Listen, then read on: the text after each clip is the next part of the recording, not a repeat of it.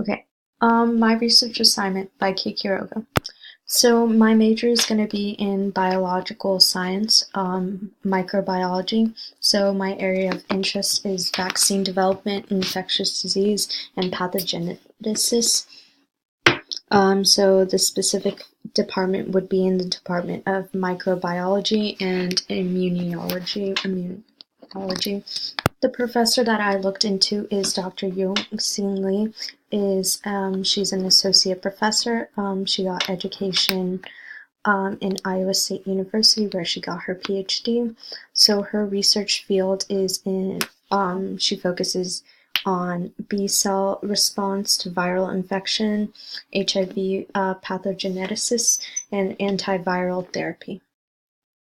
Looking at some of the research she has done, specifically on this one with the title Abnormal Cell Memory Subsets Dominate HIV-Specific Responses in Infected Individuals.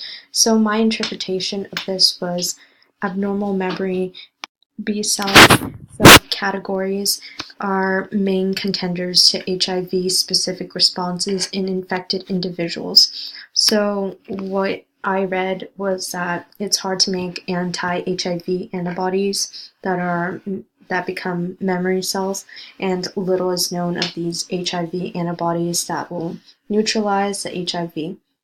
So HIV response against this GPI 140. It's a vaccine. This happens in like the abnormal B cell.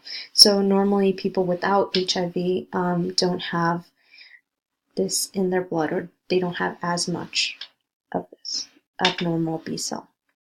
So looking at the antibody production, so we see that HIV, so the phagocyte is going to engulf the HIV antigen or some antigen, and that's going to show a presenting, and it's going to present an antigen fragment. So the helper T cell will bind to that with its receptors, and it's going to become active because of this.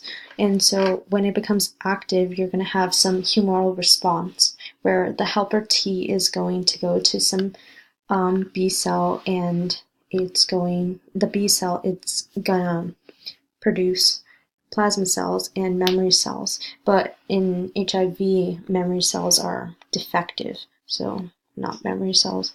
And those plasma cells are gonna make antibodies, and those antibodies are gonna be HIV antibodies that are gonna attack HIV. Some background knowledge to know about HIV is, okay, basically HIV stands for Human Immunodeficiency Virus, which is the cause of AIDS. So you detect HIV by HIV testing, so it's going to detect those HIV antigens and HIV antibodies. So this is produced by as I said, the immune system when you are first exposed to bodily fluid of some HIV infected individual. So how does this virus spread? How does HIV spread?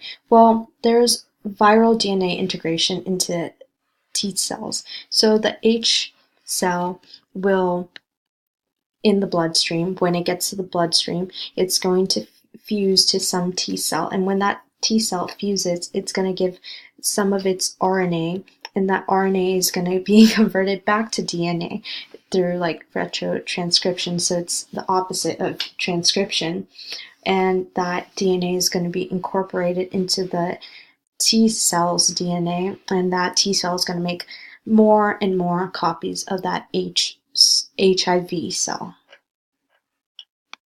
Now, looking at the research question of the experiment done by Yong-Sing Lee, so I think her conceptual question was, do abnormal memory B cells lead to some specific response in HIV-infected individuals?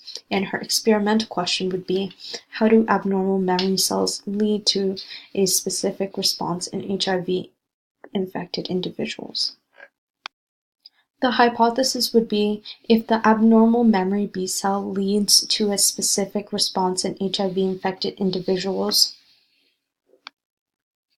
And then the method would be so the process of the experiment, so what they actually did. So HIV was enveloped into the GP140 and some receptor in the mutant probe, and this was basically going to evaluate or see the specific responses in the blood B cells. So yeah, and this was tested on HIV-infected individuals, and they saw that HIV-specific responses were enriched within this abnormal B cell, specifically memory cells and activated HIV cells.